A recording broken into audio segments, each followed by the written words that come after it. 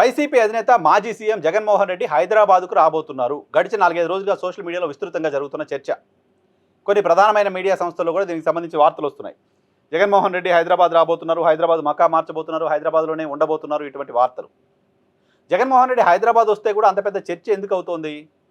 జగన్మోహన్ రెడ్డి ఆంధ్రప్రదేశ్లో ముఖ్యమంత్రిగా ఉన్న సమయంలో ఆయన ఆంధ్రప్రదేశ్ని వదిలి బయటికి రాలేదు.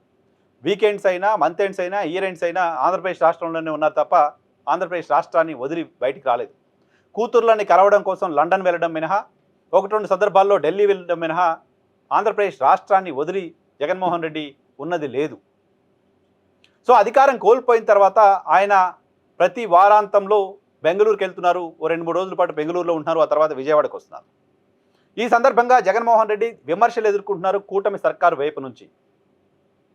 బెంగళూరు కేంద్రంగా రాజకీయాలు చేస్తున్నారని, బెంగళూరు నుంచి అప్ అండ్ డౌన్ చేస్తున్నారని, పార్ట్ టైం పాలిటిక్స్ చేస్తున్నారని, బెంగళూరు ప్యాలెస్లో రెస్ట్ తీసుకుంటున్నారని, ఇలా రకరకాల విమర్శల్ని జగన్మోహన్ రెడ్డి పైన ఆంధ్రప్రదేశ్లో కూటమికి సంబంధించిన నాయకులు చేస్తూ వస్తున్నారు.